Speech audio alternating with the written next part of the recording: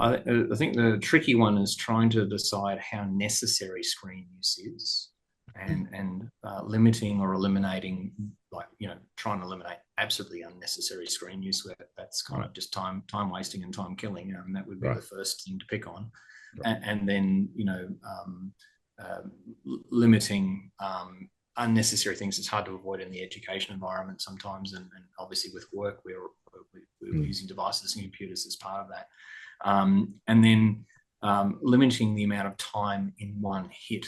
We often hear things like the 20-20-20 rule, which sounds cute, but I'm not sure of how practical it is to stop every 20 minutes and look 20 feet away for 20 Mm. seconds. I think a much more practical way, particularly for getting feeling like you've had some well spent time doing something, particularly if it's sort of work related, is that you go 45 to 60 minutes, then take a break, but make sure that break is a decent 5 or 10 minute break where you're getting up and moving around, preferably in a well lit outdoor environment, would be the ideal that we would be going Mm. for.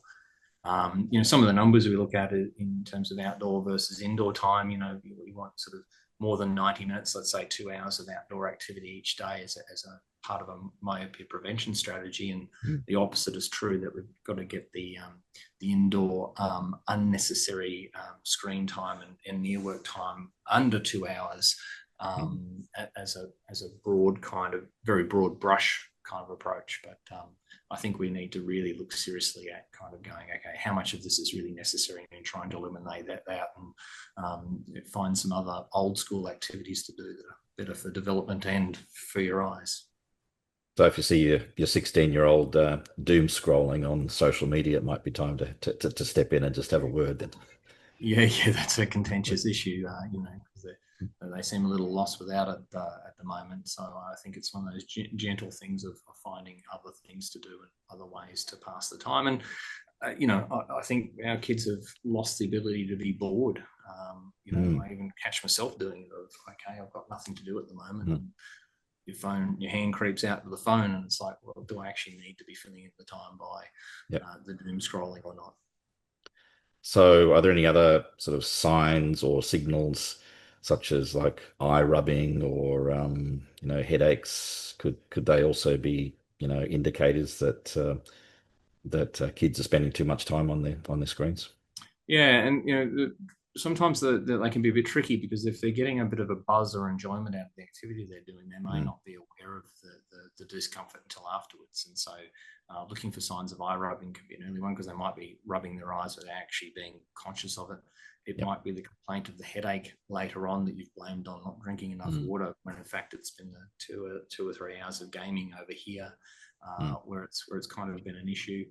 There are usually more symptoms in activities afterwards that are more chore like, having to do your homework and getting the headaches and sore eyes from during that, when they've just spent several hours doing Mm. something else and not complained. It's all cumulative in the end. Yep. And so, yeah, red eyes, eye rubbing, complaining of headaches.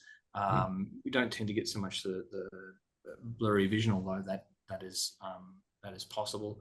I know one of my kids, it was reading and asking if the lights could be turned out while she was reading, and I'm like, well, why is that? And she said, well, my eyes are hurting. And I'm like, well, Mm. let's have a talk about that, Mm. about why your eyes might be hurting, and turning the lights off. It might not be the brightness of the light that's the issue.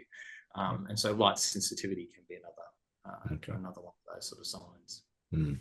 And so, eye rubbing could be something else as well, couldn't it? Like it could be allergies, and headaches could be dehydration. So it's Well, so and eye strain gets blamed on a lot of things like allergies yep. and dry eye and things like that, when it's actually it's eye strain that's actually created. Now, dry eye is a part of eye strain, but I think Mhm.